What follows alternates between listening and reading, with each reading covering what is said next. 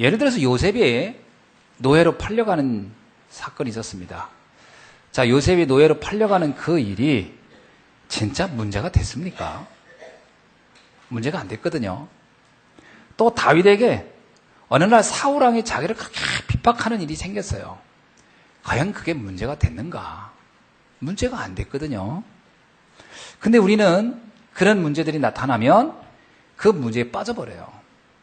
그리고 그 문제에서 헤어나질 못해요. 더 중요한 거, 더 미래에 일어날 축복들을 그것 때문에 대부분이 놓치거나 사장시키는 경우가 너무 많다는 겁니다. 자, 문제를 어떻게 볼 거냐 하는 게 중요합니다. 자, 불신자에게 문제가 왔다. 그러면 그 문제를 어떻게 해석해야 되죠? 불신자에게 문제가 오면 불신자들은 그 문제가요, 하나님 만날 기회라고 잡으면 가장 잘 인도받는 겁니다. 그때가 하나님 만날 기회예요. 또 하나는 성도에게 문제가 오면요, 성도에게 문제가 왔을 때는 그때가 바로 우리가 복음을 체험할 절호의 찬스입니다. 예, 이게 복음을 머리로 이렇게 듣다가 문제를 만났을 때 비로소 야, 이게 하나님이 정말 살아계시구나를 체험하는 절호의 찬스거든요. 이스라엘 백성이 홍해를 만났어요.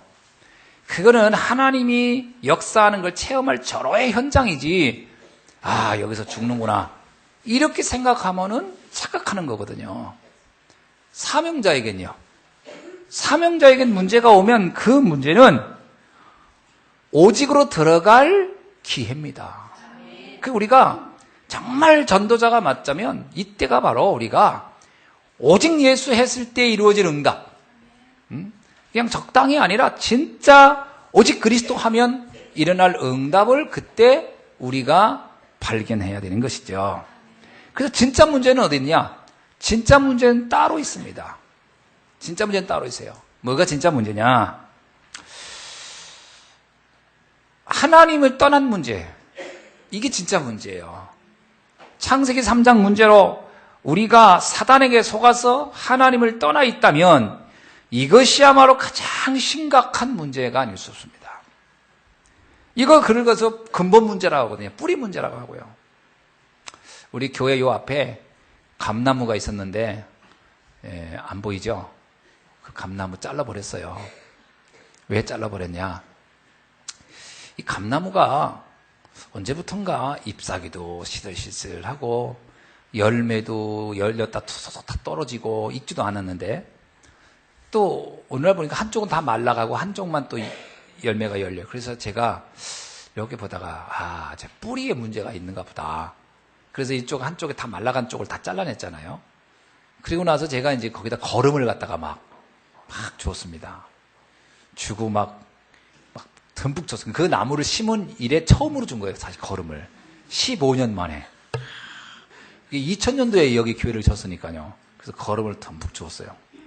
그리고서 이제 기다려봤는데 얼마 있다 보니까 잎사귀가 조금 열더니 살아나는가 보다 생각했거든요. 근데 그것도 좀 있으면 다 말라버리더라고. 그래서 저게 감나무 시절이 아닌가? 감나무 잎사귀가 날 때가 아닌가? 근데 제가 볼 때 지금쯤 감나무 잎사귀가 나야 되거든요. 그래서 안 되겠다 싶어서 우리 장로님들한테 참 잘라버려라. 잘랐더니 진짜요, 그 안에 다 썩은 거예요. 왜 썩었을까요? 뿌리가 이미 생존할 수 없는 상태가 돼서. 근원이 보이지 않았지만 그 근원은 오래전부터 이미 죽었던 거죠.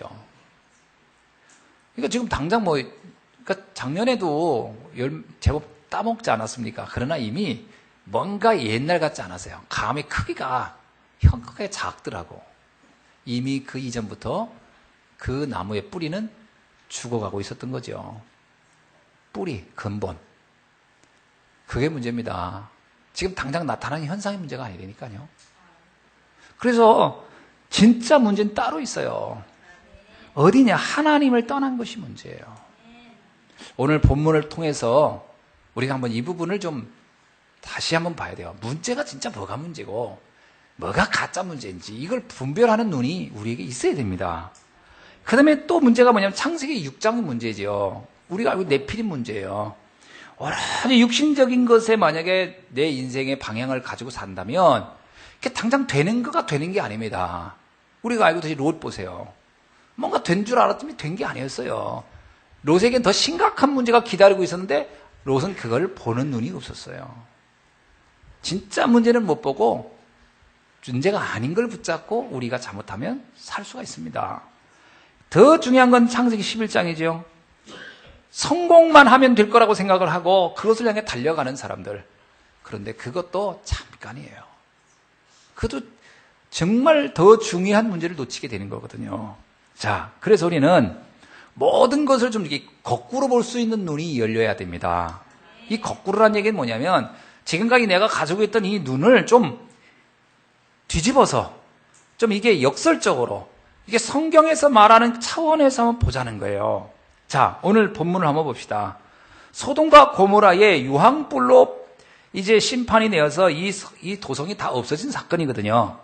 그런데 이 사실만 놓고 보면 어떻게 됩니까? 아, 하나님이 소돔과 고모라를 멸망시켜버렸구나. 그렇습니다. 멸망시킨 거죠. 의인 10명이 없어 멸망시켰구나.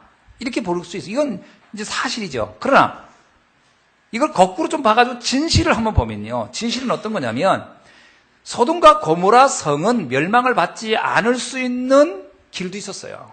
그곳에 하나님이 롯이란 사람을 보냈었어요. 근데 이 롯이 그곳에서 사명을 전혀 감당을 못했어요. 그래서 결국 소돔과 고모라는 멸망에 이르게 된 겁니다. 아, 한 사람의 사명자가 사명을 감당하지 못한 결과구나. 이렇게 보죠. 그런데 이걸 또 한 번 더 보면요. 영적인 사실은 뭐가 있냐면 이겁니다. 그래, 이 시대의 재앙은 제대로 된 제자 한 명만 있으면 끝나는 거구나. 이게 영적 사실이에요. 우리 집안의 문제, 우리 현장에 일어난 문제, 내가 겪고 있는 많은 문제들은 복음 가진 나 한 사람이 제대로 언약을 잡고 있다면 끝나겠구나. 근데 이게 잘 안 되니까요. 문제가 오면 제가 얘기했잖아요. 하나님을 체험할 기회고요. 그리고 오직으로 들어갈 기회라고요. 근데 요걸 놓치는 거예요. 문제가 오면 문제 자체에 쌓여버리는 거예요. 그리고 그거 놓고 걱정 근심하는 거예요. 염려하고 있는 거예요. 마음 한 곳에는 그래도 혹시 언젠가 좋은 날 오지 않겠나. 막에는 기대지만 그거 가지고 되는 게 아니라 내 중심은 이미 거기에 잡혀버렸단 말이에요. 아닙니다. 더 중요한 게 뭐냐면 그 문제를 잘 보라는 거예요. 거꾸로. 아멘입니까? 그게 굉장히 중요해요. 자, 그래서 한 명의 가치를 한번 여러분이 따져봅시다. 나 한 사람의 중요성. 굉장한 겁니다. 우리는 보통 나라는 사람에 대해서는 대수롭게 여기지 않아요. 그리고 다 주변 문제라고 생각해요. 아이고, 누구를 뭐 잘못 만나서. 여러분, 정말 그럴까요? 그렇지 않습니다. 내가 한 사람이 바르게 쓰면 끝나는 거예요. 근데 이런 부분을 사람들이 자꾸 놓쳐요. 아니라고 생각하는 거죠. 왜냐? 지금까지 그 한 사람이 정확한 언약을 붙잡고 그 환경과 여건을 다 바꿀 수 있다고 하는 사실을 본 적이 없기 때문에, 그 체험이 없었기 때문에 그냥 주변 사람이 가지고 일반적인 평가 기준을 가지고 또 나를 보니까 거기서 결국 불신앙이 가득 생기는 거예요. 그리고 그냥 낙심하는 거지. 어찌 보면 그게 맞는 얘기처럼 보이지만 아닙니다. 여러분, 이사야 60장 22절에 뭐라고 얘기합니까? 그 작은 자가 천을 이루고 그 약한 자가 강국을 이룰 것이라. 여러분, 얼마나 멋있는, 이게 그냥 멋있다고 들립니까? 아닙니다. 진짜 한 사람이 충분히 천을 이루고 한 강국을 이룰 수 있다라고 하는 거예요. 우리 성경을 통해서 한번 봅시다. 모세 한 사람 때문에 이스라엘의 수백만이 구원을 얻었어요. 한 사람이 어떻게 결단하느냐, 그게 중요한 겁니다. 사무엘 한 사람이 언약을 잡고 있으니까 이스라엘의 전쟁이 멈췄다 그래요. 한 사람만 정확히 언약 잡고 있으면 한 가문의 문제도 끝납니다. 다 사람이 똑같이 다 속아가지고 거기에 같이 뇌화부동하고 있어서 그렇지, 한 사람만 제대로 정신 차리고 딱 보세요. 대부분이 착각하고 있는 것이고 대부분이 서론 붙잡고 갈등하고 있지 본질은 거의 못 보고 있다. 그 경우를 여러분은 어떻게 생각하십니까? 다윗 한 사람이요, 이스라엘의 위기를 막았어요. 사울왕도 그 시대의 왕도 감당 못했고 수많은 군인들도 감당 못한 일을 다윗 한 사람이 해결했다니까요. 아이 그게 그 성경에나 나오는 이야기지. 아닙니다.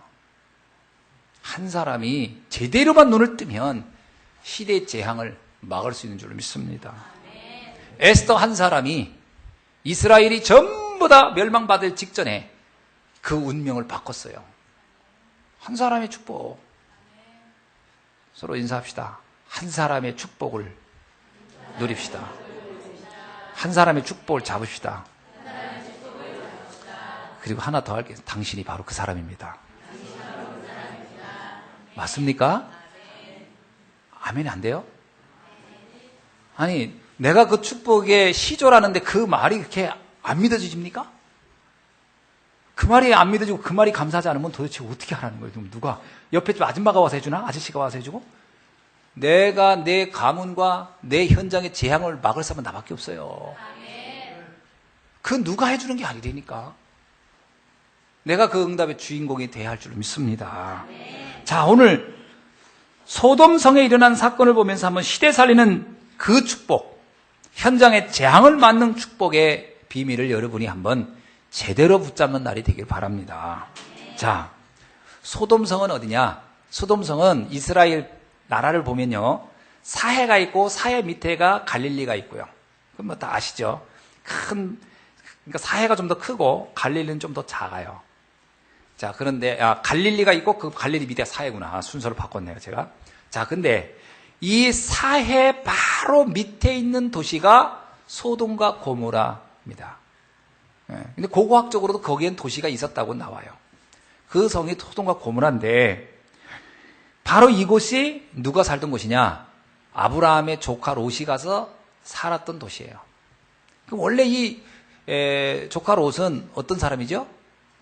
조카 롯은 저 갈대우르라고 지금으로 말하면 이라크 사람이에요. 이라크에서 삼촌인 아브람과 함께 거기서 떠나서 우리가 알고 있는 저 아수르라고 하는 그곳에 하란이라는 곳에서 잠시 머물렀다가 다시 쭉 내려와가지고 가나안에 거주하다가 거기에서 이 롯은 소돔이라는 성으로 간 겁니다. 자, 근데 왜 소돔성으로 갔냐? 이유가 있어요. 성경에 나와요. 13장 10절에 보니까 이렇게 나와요. 13장 10절에 보니까 이에 롯이 눈을 들어 요단 지역을 바라본즉 소알까지 온 땅에 물이 넉넉하니 여호와께서 소돔과 고모라를 멸하시기 전이었으므로 여호와의 동산 같고 애굽 땅과 같았더라. 그곳에 보니까 너무 좋은 거예요. 원래 이집트는 이스라엘에 비해서 이집트는요 굉장히 비옥합니다. 왜냐? 우리가 알고 있듯이 이집트는 나일강 삼각주로 돼가지고 거기에는 범람한 물이 늘 이렇게 범람하면서 거기에는 땅이 굉장히 기름져요. 거기서 나오는 많은 농작물이 어마어마하기 때문에 그래서 이집트가 그 경작되어지는 그 불을 가지고 세계 강대국이 될 수 있었거든요. 그런데 이 아브라함과 롯이 그 하란을 떠나가지고 거기 내려갔다가 기근 문제에 있어서 이집트에 내려가본 적이 있거든. 가보니까 막 너무 살기 좋은 거예요. 거기 있다가 이 둘이 올라온 적이 있잖아요. 이 롯이 보니까 이 소돔성이 바로 그 이집트에서 봤던 그 땅처럼 거기가 너무 비옥한 거라. 그러니까 저희가 살아야지. 그래서 사실은 롯이 거기가 산 거거든요. 그러면 그곳에 갈 때도 왜 갔습니까? 성경에 보니까 경제 문제로요, 삼촌하고 갈등이 생겨가지고, 그죠? 같은 작은 목초지에서 양들이 서로 살아야 되는데, 거기서 이게 먹고 사는 게 여의치 않으니까, 삼촌의 식솔들하고 갈등이 생겨서, 에이, 나는 더 풍요로운 땅으로 가서 살래. 그리고 데리고 간 것이 바로 거기서 정착한 거예요. 그러면, 지금 이 롯이 갈대우리를 떠날 때, 물론 아브라함은 하나님의 언약 잡고 떠났지만, 조카 롯은요, 삼촌 따라 나온 거예요. 막 이랬겠죠. 삼촌 따라가면 더 축복된 땅, 더 내 인생을 멋지게 펼치는 곳이 있지 않을까. 뭐 그런 기대를 가지고 떠났겠죠. 그랬다가 결국은 문제가 생겨가지고 갈등해가지고 에이 안 되겠다. 내가 알아서 가야지. 그리고 간 것이 이제 소돔성이란 말이에요. 그러면 롯에게 뿌리 내린 것이 뭡니까? 롯의 인생 향로를 쫙 보면, 여정을 보면, 인생의 여정을 보면 롯은 사실 경제적인 풍요, 성공을 따라서 쭉 계속 인생을 가고 있다는 것을 알 수가 있어요. 아브라함은 어쩌면 경제적인 문제에 고민이 오면 그것 때문에 어려워서 잠깐 흔들리긴 해도 아브라함은 사실 말씀 중심으로 움직이는 사람이었고, 이 조카 롯은 철저하게 경제 중심으로 움직인 사람이라는 것을 성경을 통해서 확인할 수가 있습니다. 자, 이런 모든 생각, 이게 이제 롯이라는 사람에게 각인된 겁니다. 이 각인이 어디서 됐을까요? 제가 보기엔 각인이 갈대우르에서 성장하면서 각인된 것 같아요. 갈대우르 자라면서 거기가 완전히, 여러분 아시죠? 갈대우르라는 곳은 완전히 그 향락 문화와 이 무역 문화가 발달한 도시예요. 거기서 자랐던 롯은 철저하게 창세기 6장, 11장이 각인됐을 것이라는 것을 예측할 수가 있죠. 오직 물질 중심, 그리고 성공 중심. 이게 이제 이 사람에게 각인. 그러니까 하나님의 말씀에 대해서 듣긴 들어도 그것은 자기의 중심이 있지 않아요. 그냥 그런가 보다 해요. 모든 결정, 판단의 근거는 세상적이라. 이게 롯의 인생이었습니다. 자, 그러면 그렇게 결정해서 가서 소돔성에서 삽니다. 그러면 잘 살아야죠. 행복해야죠. 그건 자기가 그렇게 기대하고 그걸 바라고 갔으니까. 그런데 이 롯에게 다가온 문제들은 그 기대처럼 그렇게 오질 않았습니다. 정반대의 사건이 일어났어요. 왜냐? 보세요. 소돔성이 그때 당시 너무 살기 좋은 곳이야. 가서 롯이 이제 아이고 이제 됐다. 이제 내 인생 이제 드디어 펼치나 보다. 이제 내 인생에 뭔가 이제 고생 끝 이제 축복 시작 뭐 이렇게 생각하고 있었는데 그 땅은 누구나가 다 탐내는 땅이라 서로가 그 땅을 갖고 싶은 거예요. 왜? 너무 좋은 땅. 그러니까 그 땅에 전쟁이 일어난 거예요. 그건 제가 생각지 못한 거지. 전쟁이 일어나가지고 전쟁의 포화 속에서 롯은요, 어떻게 되냐. 성경에 보니까 14장 12절에 보세요. 뭐라고 하죠? 소돔에 거주하는 아브라함의 조카 롯도 사로잡히고 그 재물까지도 노략하여 갔더라. 전쟁 포로가 돼 끌려갔고, 그리고 모든 재물도 다 뺏겨버렸어요. 얼마나 황당해요. 아니, 좀 행복하게 살려고 왔는데 자기가 온 인생은 포로로 끌려가 재물 다 빼앗겨. 이야, 기가 막혔겠죠. 근데 이게 이 롯에게 온 문제 아닙니까? 문제. 여러분, 이 롯은 그래도 하나님을 아는 사람이거든요. 한번 보세요. 19장에 보면, 19장 1절을 보면요. 이 소돔성에 앉아 있을 때 천사가 오자 그는 그를 영접하며 땅에 엎드려 말하기를 내 주여 들이켜 주의 종의 집으로 들어와 발을 씻고 주무시옵시고. 하나님을 섬길 줄 아는 사람이에요. 자, 그러면 이 롯은 성도란 말이에요.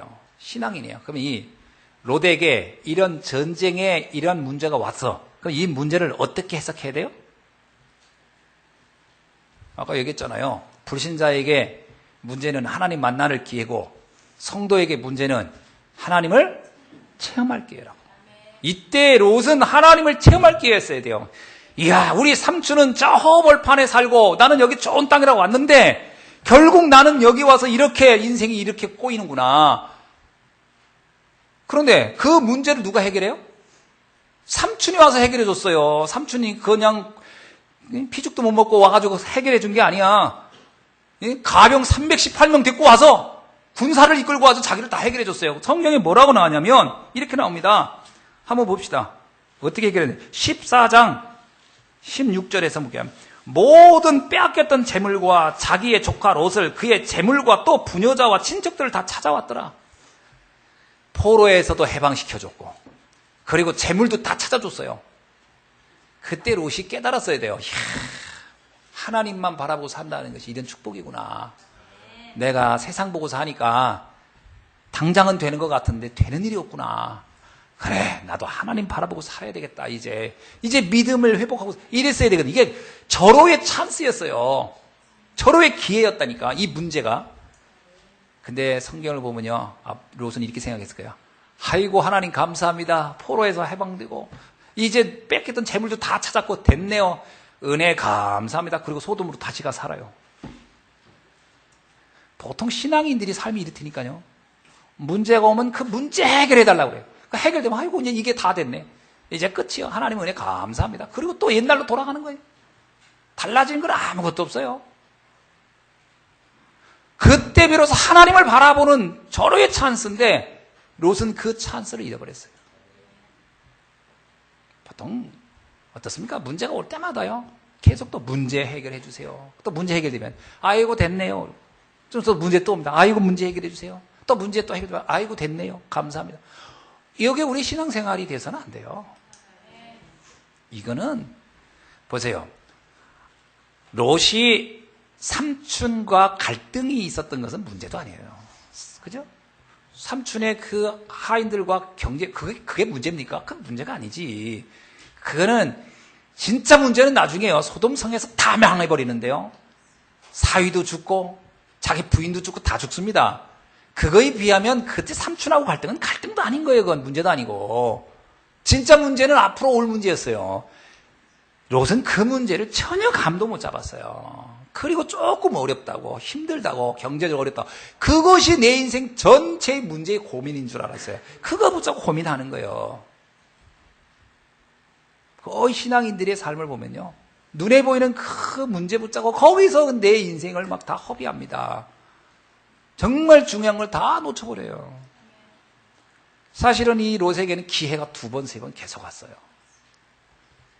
그 기회를 다 놓친 거예요.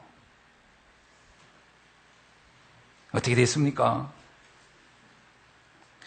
재물을 되찾고 포로에서 빠져나온 게 문제가 아니니까. 이때가 바로 하나님을 바라볼, 하나님과 함께하는 삶이 얼마나 놀라운 축복인지 이것을 체크하고 이것을 확인할 아주 중요한 인생 터닝 포인트가 될 기회였는데 롯은 이걸 다 놓쳐버렸어요. 아브람과 롯이 굉장히 대비되죠. 자, 소돔과 고모라 성에 재앙이 왔습니다. 전쟁이 일어났고 그리고 거기에 나중에는 유황불이 내려 다 멸망해요.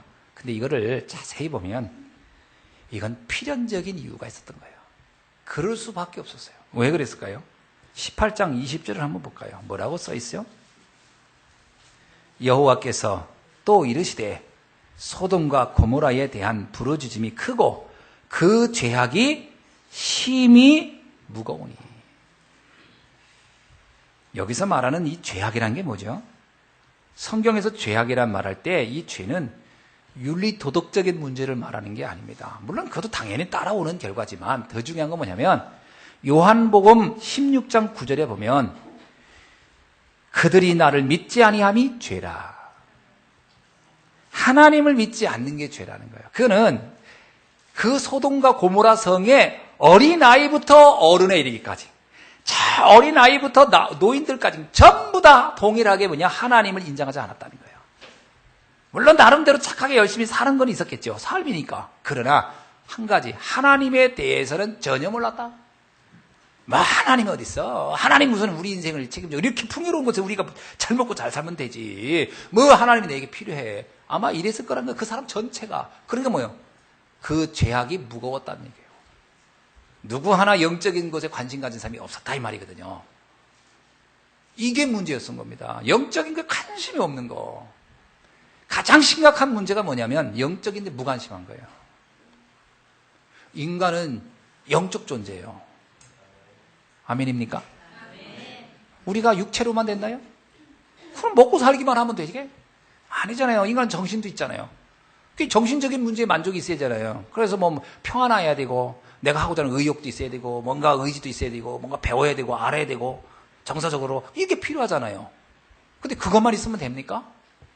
아니에요. 사람은 영적인 세계에 보이지 않는 어떤 참 행복이 있어야 돼요. 근데 만약에 사람이 철저하게 육신적이다. 그렇지. 먹고 입고 자고 그것만 있으면 다 돼. 그리고 그걸 뭐라고 하죠? 세상 사람을 하면? 그런 사람을 속물이라고 하잖아요.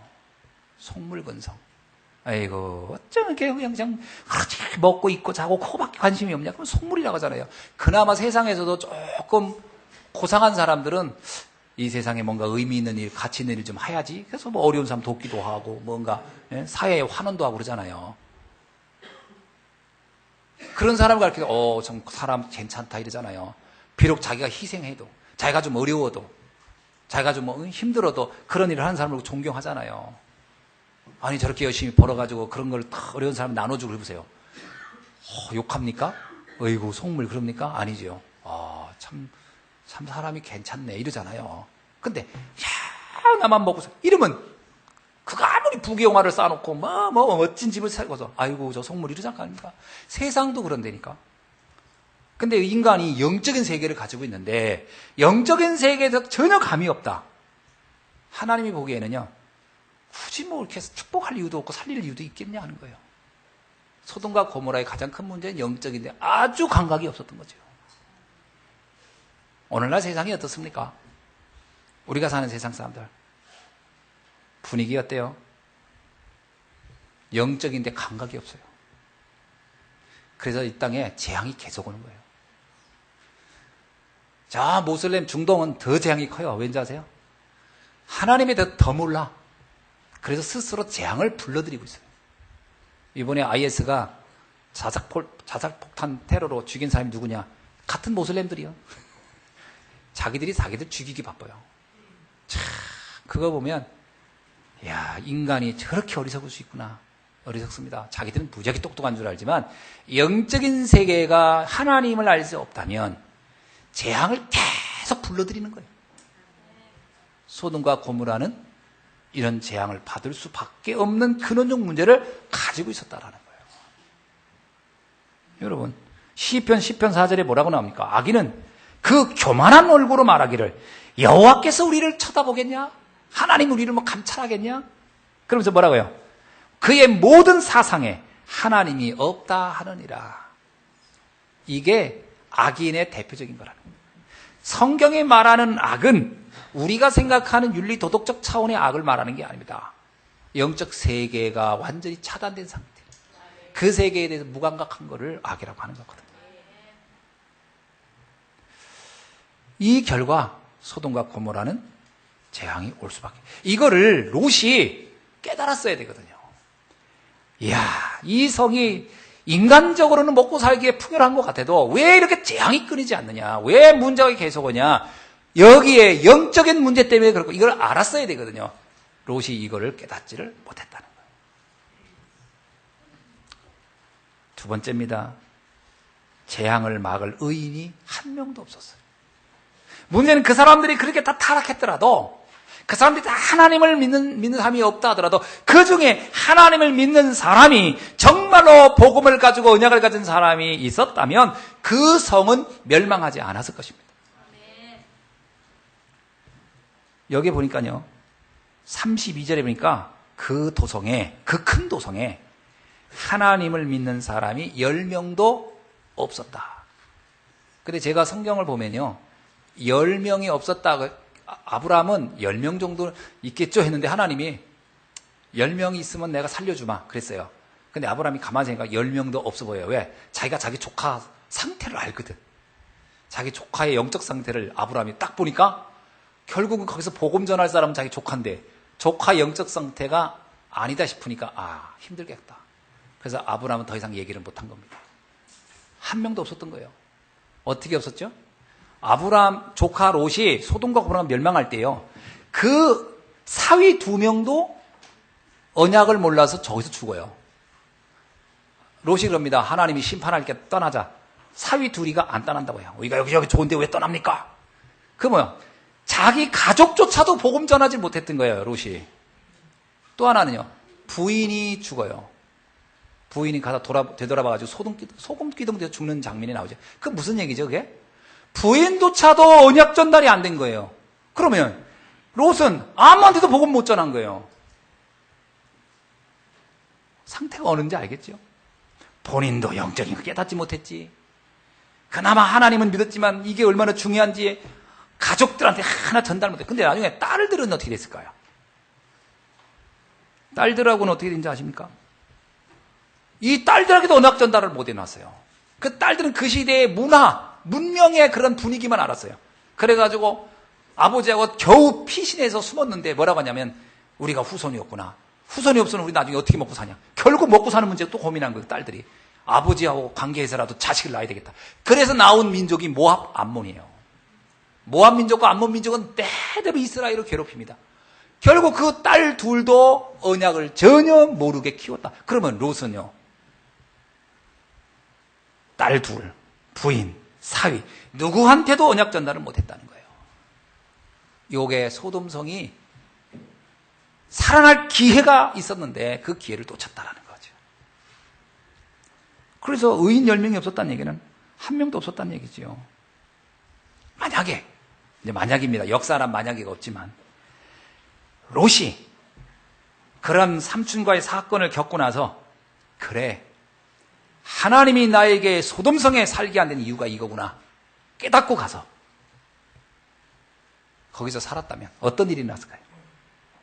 여러분, 성경에 이런 얘기 있잖아요. 마태복음 10장 29절에 하늘에 날아가는 참새 한 마리라도 하나님이 계획 없이 이 땅에 떨어지는 예가 없다. 그 말은 뭐예요? 우리에게 완벽한 하나님의 계획이 있다는 얘기잖아요. 그러면 사실은 엄밀하게 말하면 롯이 소돔성을 선택한 것 같지만 하나님의 허락함 속에 선택된 거지요. 분명히 하나님이 이 롯에게 그곳에서 네가 해야 될 일이 있다, 이것을 알려주려고 했겠죠. 그리고 그걸 깨달으려고 하고 전쟁과 같은 사건들을 통해서 깨닫기를 원했겠죠. 그런데 롯이 그걸 못 깨달은 게 문제죠. 깨달았다면 하나님이 이게 나에게 준 천명이구나. 그래, 이 소돔성을 나에 보고 복음 전하라는 것으로 여기 보냈구나. 그리고 거기서 롯이 만약에 복음을 전했더라면 어떻게 됐을까요? 재앙이 안 내렸겠죠. 천명을 발견해야 돼요. 여러분, 여러분이 천안에 사는 게 우연일까요? 필연일까요? 예수 함께 온 것이 우연일까요? 필연일까요? 제가 선택해서 천안에 왔고요. 그래서 또 교회를 이렇게 또 관계관계 해서 왔습니다. 그렇습니까? 그렇다면 하나님의 절대 주권을 모르는 거예요. 우연이 아닙니다. 필연이에요. 여러분의 가정, 우연히 이렇게 만나서 이렇게 결혼해서 이렇게 살고 애들도 나고 이겁니까? 우연이 아닙니다. 필연입니다. 그러면 내가 거기서 할 일이 있겠어요, 없겠어요? 그 언약을 놓쳐버리면 문제가 오는 거예요. 아휴, 이 인간, 이거 왼수 같은 인간하고 그냥 이때까지 살다 보니까 산 거지. 뭐, 이게 계획이 있습니까? 그게 롯이 생각한 소돔성을 그렇게 생각했기 때문에 문제가 온 거예요. 아닙니다. 계획이 있는 겁니다. 그래, 여기서 내가 언약 잡고 바꾸는 거다. 이 현장을 바꾸는 거다. 기도한 자. 하나님 왜 기도하라고 그랬잖아요. 내 능력이 안 되니까, 내 힘으로 안 되니까 기도하라는 거 아닙니까? 기도가 왜 필요할까요? 여러분, 내가 내 힘으로 할 수 다 있으면 기도는 할 필요가 없어요. 어떤 사람이 기도 안 해도 되느냐? 기도 안 해도 될 사람은 딱 한 명밖에 없어요. 이런 종류는 안 해도 돼요. 내가 내 방법대로 해서 모든 걸 다 해결할 수 있다. 그럼 기도 안 해도 돼요, 그 사람은. 자, 따라오세요. 내가 내 문제를 충분히 해결할 수 있다면 기도 안 해도 된다. 그런 사람이 있어요, 없어요? 그렇기 때문에 다 기도해야 돼요. 내 인생 문제 내가 해결도 못하고 그것도 기도도 안 하고 결과가 어떨까요? 그래서 어려운 겁니다.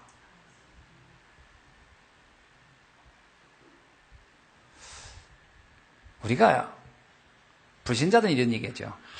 네가 노력해야 돼. 지금까지 우리가 살아오면서 그걸 해봤잖아요. 노력. 안 해보셨습니까? 열심히 했잖아요.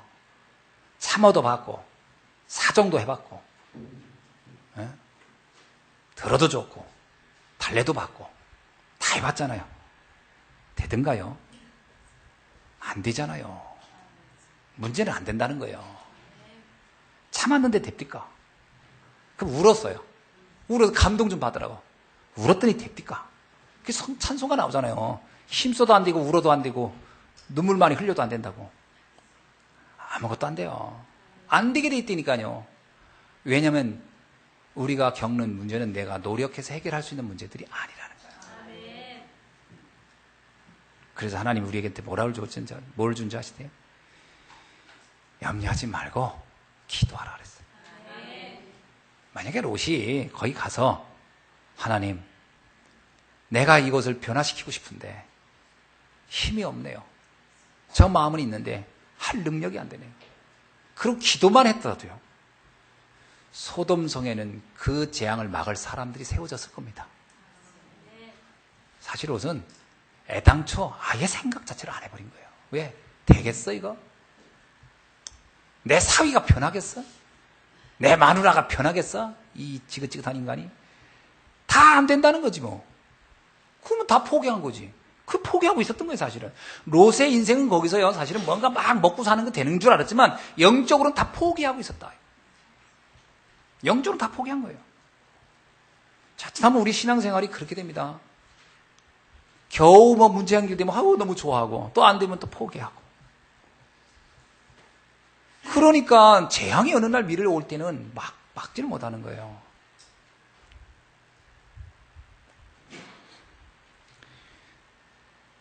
우리에게 기도라는 무기를 줬기 때문에 얼마나 다행입니까? 얼마나 다행이에요. 어마어마한 거거든요, 이건. 기도의 맛을 안 본 사람은 모를 겁니다. 기도의 맛을 본 사람은요, 그래, 맞아, 저거야. 그래, 내가 저게 있기 때문에 난 지금 사는 거야. 저게 있기 때문에 우리의 미래가 있는 거야. 저게 있다면 우리의 후대는 될 수밖에 없어. 이 언약이 있어야 되는 거죠. 롯은 자신이 소돔성에 살해할 이유를 전혀 찾지 못했고 그곳에서 감당해야 할 사명을 전혀 발견하지 못했고 설사 알았다더라도 감당을 못했어요. 그 안에 각인된 불신앙, 그렇지 육신적인 것 이상은 보는 눈이 없었던 그 한계. 오늘 이것이 우리가 바뀌어져야 할 줄을 믿습니다. 바뀌어져야 돼요. 할 수 있거든이 무슨 말이더냐. 믿는 자에게 능치 못함이 없느니라. 내게 능력 주시는 자 안에서 내가 모든 것을 할 수 있느니라. 이게 그냥 위로로 들립니까?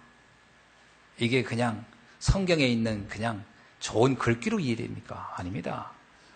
이건 하나님이 우리에게 주시는 지금 음성이에요. 그 말씀을 믿으라는 거예요. 내가 늘 얘기하잖아요. 그 말씀을 믿으라. 하나님의 말씀을 믿으라. 그럼 어떻다고요? 여호와의 영광을 볼 것이다. 여기에 또 한 사람이 나옵니다. 그게 바로 아브라함이죠. 아브라함은 금방 깨달았어요. 천사가 소돔성을 가겠다는 얘기 하니까 아하, 큰일 났구나. 저 성을 정리하러 가는 거구나. 금방 알았어요. 그래서 하나님 앞에 탄식을 하면서 그냥 그야말로 하나님 앞에 매달립니다. 하나님, 23절 보세요. 18장 23절. 뭐라고 하니까 아브라함이 가까이 나가 이르되 주께서 의인을 악인과 함께 멸하려 하시나이까. 자, 아브라함은요. 하나님 어찌하여 하나님을 섬기는 백성이 있다면 그 백성을 심판할 수 있겠습니까? 그러면서 막 탄식을 하면서 막 부탁을 하는 거예요. 그러면서 하는 얘기가 그것에 50명은 있을 겁니다. 50명은 있을 텐데 그들을 그렇게 막 죽여버리면 되겠습니까? 그러니까 하나님이 알고 있었거든요. 한 명도 없다는 걸. 그래도 아브라함이 그렇게 50명 얘기하니까 그래 50명 있으면 내가 안 죽이지. 가만히 생각하니까 50명 안 될 것 같아. 한 45명은 그래요. 좋아. 45명도 내가 안 죽이지. 가만히 45명도 안 될 것 같아. 40명은요. 그래 40명도 내가 안 죽이마. 가만히 40명도 안 될 것 같아. 그러니까 아브라함이요. 생각해보니까 자기 조카 롯의 상태를 알고 보니까 이게 그러니까 30명은요. 점점 줄어듭니다. 20명은요. 그 나중에 10명은요. 그래 10명만 있어도 내가 안 하면 하겠더니 가만히 생각해 10명도 안 될 것 같아. 그러니까 성경에 뭐라고 나옵니까? 33절에 아브라함이 아무 말 안 해요. 뭐라고 하냐면 여호와께서 아브라함과 말씀을 마치고 가시니 아브라함도 자기 곳으로 돌아갔더라. 하나님께 매달려 봐야 안 되겠구나. 그러나 나는 하나님은요. 이 아브라함을 보면서 감격했을 것 같아요. 그래 소돔성에 너 같은 사람이 있었어야 되는데. 아멘. 그 현장을 놓고 안타까우게 눈물 흘리는 너 같은 사람이 있어야 되는 것이다. 여러분 현장을 놓고 이 아브라함처럼 안타까워하기를 주의는 축원합니다. 여러분이 가정을 놓고 안타까워하세요. 걱정하라는 얘기가 아니라 하나님 앞에 그들을 살려달라고 기도해 보세요. 하나님이 어떻게 역사하는지. 이게 우리에게 준 미션인데, 이게 우리에게 1000명인데 이걸 안 하고 있단 말이에요. 아브라함 보세요. 사실은 조카를 살리려고 했던 것보다는 그 현장에 살아있는 영혼을, 그것에 하나님의 재앙이 임하면 안 됩니다. 그 한 사람만 있어도 되지 않겠습니까? 그렇습니다. 바울이요, 빌립보에 가가지고 루디 한 사람을 딱 봤어요. 됐다, 이 사람이면 된다. 빌립보에 한 사람 세워놓으면 끝난 거예요. 왜? 그 루디아가 그 현장을 다 바꿀 것을 믿었기 때문에. 오늘 하나님은 여러분을 그 시대에, 오늘 이 우리 시대의 루디아처럼 여러분을 부르시고 세운 줄로 믿습니다. 그래서 여러분의 가정은 여러분이 책임져야 돼요. 누가 책임집니까? 여러분의 현장은 여러분이 책임져야지 누가 책임지겠습니까? 우리 렘넌트 학교 그 현장을 누가 책임집니까? 여러분이 책임져야지요. 여러분이 학교를 보면서 안타까워야 돼요. 그 무너지는 학생들, 갈등하고 있는 학생들. 우리나라가 세계 1위 자살국이에요. 어린 아이들도 자살 엄청 많이 합니다.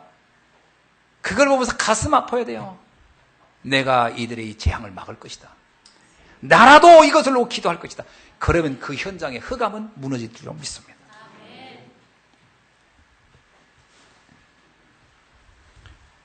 재앙을 막는 전도자가 이 시대에 필요한 줄로 믿습니다. 저와 여러분이 그걸 놓고 부름받았다고 봐야 돼요. 아멘이죠? 하나님의 관심은 어디에 있냐면 우리에게 있는 거예요. 우리에게. 오늘 이 응답을 언약으로 잡는 날 되게 주의 여러분 축원합니다.